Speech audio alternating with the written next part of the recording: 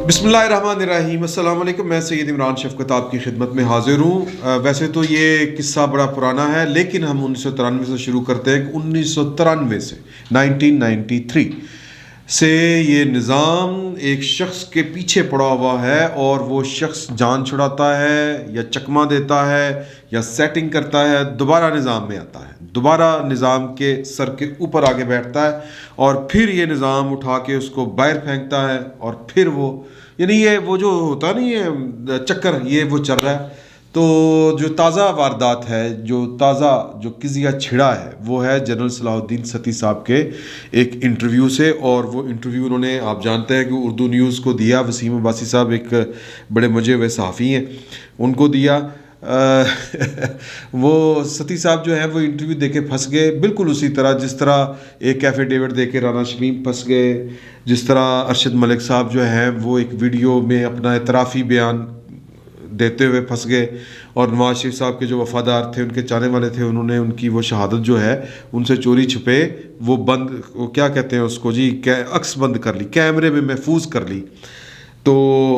फिर इस तरह शाहिद अजीज़ साहब जो हैं, जिस तरह वो उनके हक़ में बात कर चुके हैं, तो फंस गए। तो ये क्या किस तरह फंसे, वो क्या थे, लेफ्टिनेंट जनरल जमशेद गुलजार यानी पिंडी के जो कमांडर हुआ करते थे, वो फिर किस तरह ज़ेर एताब आए। तो इन सबको माजी में जहन में इनका हवाला रखते हुए ही शायद जनरल जो सलाहुद्दीन है, इन्होंने वो थोड़े से हाथ पाँव मारने शुरू किए या परेशान हुए। मामला ये है कि वसीम अब्बासी साहब उनसे बात करने गए थे, वो स्कूटर ढाका या 1971 वाले मामले के ऊपर, क्योंकि 16 दिसंबर को वो आ रहा है। तो वो बातों बातों में वो, चूँकि ये उन दिनों इन्होंने कमीशन लिया था और ये बिल्कुल यंग ऑफिसर थे और इनको वहाँ पे जाना पड़ गया, इस तरह करके वो कोई मामला था।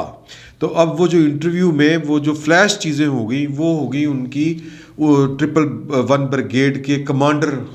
होने के दिनों में, चूँकि एक इनकलाब परवेज़ मुशर्रफ साहब ले आए थे, और यही थे मतलब रूह रवां जो कमांडर थे। अब मामला ये है कि जो 111 ब्रिगेड है, उसकी जो बुनियादी ज़िम्मेदारी है वो कैपिटल की हिफाजत करना है, और कैपिटल में जो सबसे ज़्यादा सेंसिटिव जो जगह होती है ऑफिस, वो प्राइम मिनिस्टर का होता है। प्राइम मिनिस्टर हो, ईवान सदर हो, आपकी कौमी असम्बली हो, आपका जो मवासलात की जो इंस्टॉलेशंस हैं, यानी कि PTV वगैरह, रेडियो पाकिस्तान, वहाँ पर अब तो खैर वो अब तो जियो शियो समा शमा बड़े TV चैनल हैं। तो पहले तो सिर्फ यही दो होते थे, रेडियो पाकिस्तान और PTV। यहाँ से जो चीज़ आ रही है कौम ने उसके ऊपर यकीन कर लेना है, और यही इसी के ऊपर वो कब्ज़ा, समझे कि PTV पे कब्ज़ा हो गया, पूरे पाकिस्तान के ऊपर कब्ज़ा हो गया। तो ये वाला यानी कह लें कि इसके वो कमांडर थे, और उन्होंने फिर वो सारी जब रूह दाद सुनाई कि उस दिन क्या हुआ, तो उसको उन्होंने अफसोसनाक एक वाक़या भी करार दिया कि वो मतलब उनको वो अनफॉर्चुनेट, एक बदकिस्मत यानी एक वाक़या उनके ज़हन में है। लेकिन वो जब ये इंटरव्यू चला तो वो तासुर ये गया कि शायद उनको अपने किए के ऊपर अफसोस है। अब उनको अपने किए के ऊपर अफसोस है या नहीं है, तो लेकिन वो को मुसीबत में पड़े गए वो वाले, और फिर वो फ़ोन कर रहे हैं, कभी अंसार अब्बासी को फ़ोन कर रहे हैं, उन्होंने इसके ऊपर व्लॉग कर दिया था, कभी वो वसीम अब्बासी साहब के ऊपर जो है वो अपना मतलब कंसर्न उनसे शो कर रहे हैं, नाराज़गी का इजहार कर रहे हैं। अब इस इंटरव्यू में उन्होंने जो बात कही वो ये थी कि ब्रिगेडियर के तौर के ऊपर वो 2 दफ़ा नवाज शरीफ साहब से मिले हैं। जब वो सियाचिन में थे तो नवाज शरीफ वहाँ पर गए, तो उन्होंने वो तारीफ़ कर दी कि जी कि वो बतौर प्राइम मिनिस्टर मुझे वो बड़े मैच्योर भी लगे, अच्छे भी लगे, बड़े तहम्मुल बुर्दबार किस्म की पर्सनालिटी थी उनकी। फिर वो कहते हैं कि जब 12 अक्टूबर 1999 के बाद जब वो इक़्तिदार में आए तो उन्होंने किसी के ख़िलाफ़ कोई कार्रवाई नहीं की, तो इसको भी वो अप्रिशिएट कर रहे थे। अब अगर आपको याद हो, 12 अक्टूबर 1999 के बाद नवाज शरीफ साहब के जो ससुर हैं वो इंतकाल कर गए थे, गार्डन टाउन में उनका घर था, यहाँ पर उनको पेरोल पर छोड़ा गया था, हुसैन नवाज़ को, शहबाज शरीफ साहब को और नवाज शरीफ साहब को। तो यहाँ पर आके उन्होंने एक तकरीर फरमा दी थी कि मेरे ख़िलाफ़ 4 जर्नैल जो थे उन्होंने ये वाला काम किया है, और मतलब मुल्क में मेरे ख़िलाफ़ क्या, मतलब ये जो भी एक गैर आइनी इक़दाम हुआ है। तो अब वहाँ पर लोग इकट्ठे थे, तो वो शायद परवेज़ मुशर्रफ साहब को लगा कि ये तो कोई मतलब कोई तहरीक ही ना खड़ी हो जाए। خیر وہ بعد میں ہوئی، آپ کو یاد ہوگا وہ تھوڑی بہت جتنا بھی اس میں دم خم تھا، بیگم کلثوم نواز صاحبہ نے اس کے اوپر وہ تھوڑا سا وہ باہر نکلی تھی. تو وہ جو 4 جرنیل کون تھے، ان میں جنرل پریز مشرف خود تھے، جنرل محمود، جنرل شاہد عزیز اور جنرل عزیز. جنرل عزیز، جنرل محمود اور جنرل شاہد عزیز، یہ جو 3 لوگ تھے، یہ بیسکلی ان کا یہ سارے کا سارا جو کہہ لیں کہ وہ ایگزیکیوٹ کیا تھا پلان. صلاح الدین صاحب جو ہیں وہ اپنے انٹرویو میں کہہ رہے ہیں کہ جی کہ کوئی پلاننگ نہیں تھی،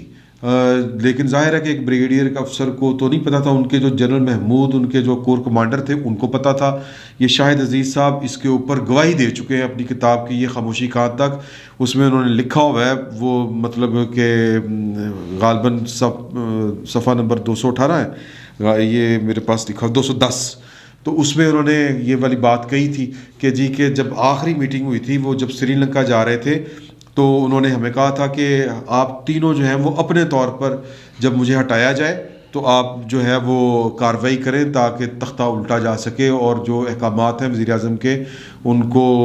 نل اینڈ وائڈ کیا جا سکے یا بے اثر کیا جا سکے. تو ہم یہ آرڈر دے کے پریز مشرف صاحب جو ہیں وہ سری لنکا چلے گئے تھے. تو پریز مشرف صاحب نے چیزیں اس طرح سے ڈیزائن کی تھی، اب وہ پوری کی پوری کمانڈ ایک با اختیار آدمی کہ وہ سٹیج اس طرح کی چیزیں کی جا رہی تھی کہ حرکت ہو، کہ نواز شریف کو لگے کہ یہ میرا تختہ الٹنے لگے ہیں تو میں اس سے پہلے یہ والا کام کر دوں. تو حالانکہ وہ میں نے کل بھی آپ کو بتایا تھا کہ پرویز مشرف صاحب نے جو ڈاج کیا تھا، نواز شریف صاحب کے والد صاحب سے جا کے ملے تھے اور کہا تھا کہ جی کہ میں ٹڈا پتر میرے پیچھے پہ گیا. تو اس طرح کی انہوں نے ساری جو گفتگو کی تھی جنرل صلاح الدین صاحب نے، تو اس پہ اوپر جو بنیادی طور پر وہ تعریف کر گئے تھے، اس تعریف کو لے کے وہ پریشان تھے. اور انہوں نے انصار عباسی صاحب کو بھی فون کیا اور وسیم عباسی صاحب کو بھی کیا کہ لوگ یہ سمجھ رہے ہیں کہ بلا بلا بلا میں پتہ نہیں نواز شریف کا ہمدرد ہوں، یہ ہے وہ ہے. تو یا میں چونکہ اب پھر دوبارہ سے آثار پیدا ہو گئے ہیں کہ نواز شریف صاحب جو ہیں وہ اقتدار میں آ رہے ہیں اور ٹائمنگ اس طرح کی ہو رہی ہے کہ میں شاید کوئی ان کی بات کر کے ان کی کوئی گواہی دے کے ان کے حق میں تو کوئی عہدہ لینا چاہتا ہوں. میری ایج اس طرح کی ہے ہی نہیں کہ میں کسی عہدے کا امیدوار ہوں، میں بزرگ ہو گیا ہوں، خیر نواز شریف ان سے زیادہ بزرگ ہیں تو، لیکن وہ کہتے ہیں کہ میں کسی عہدے کا طلبگار نہیں ہوں. لوگ یہ شاید سمجھ رہے ہیں کہ میں نواز شریف کی تعریف کر رہا ہوں تو اس کے پیچھے میرا کوئی ذاتی مفاد ہوگا. تو مطلب یہ کہ اس میں جو اب جو سبق ہے یا جو کہہ لیں کہ جو ان کو میں یہ نہیں کہہ رہا کہ وہ خوف زدہ ہیں، لیکن ان کے لیے جو سبق ہے ماضی کا وہ یہ ہے کہ نواز شریف کو 1993 سے جس بندے نے بیل آؤٹ کرنے کی کوشش کی کسی بھی کام کے اوپر، وہ کارگل والا معاملہ آپ کو یاد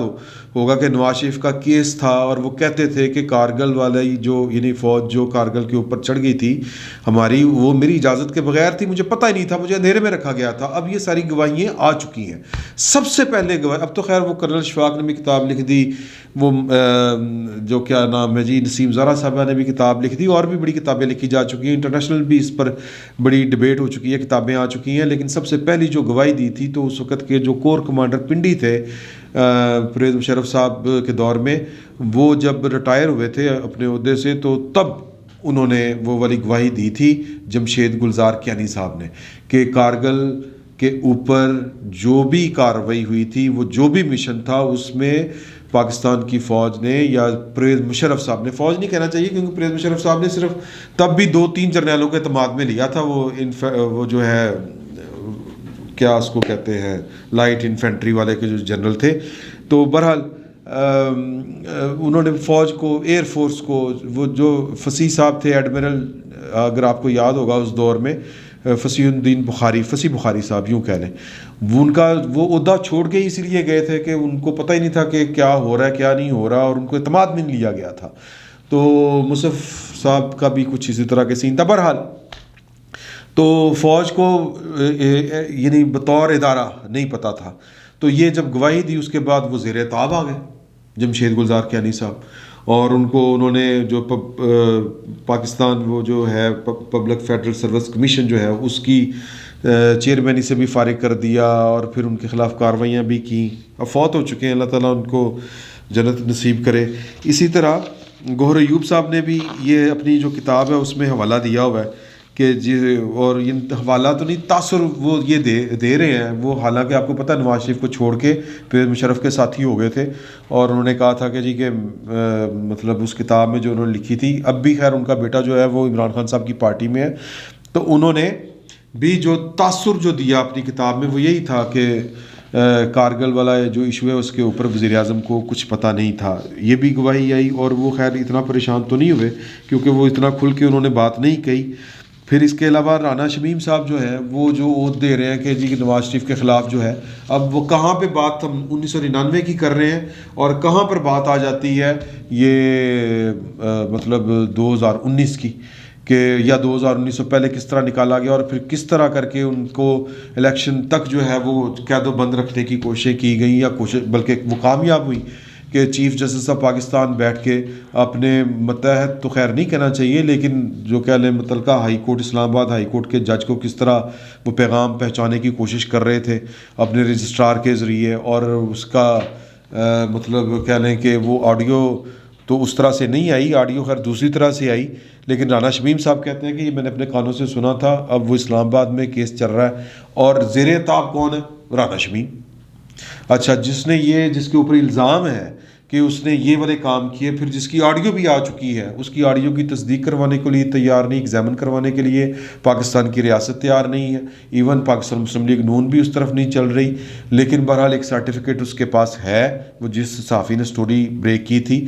کہنے کا مطلب یہ ہے کہ صحافی زیر اعتاب ہے کہ جناب کہ یہ جھوٹی خبر ہے، اور یہ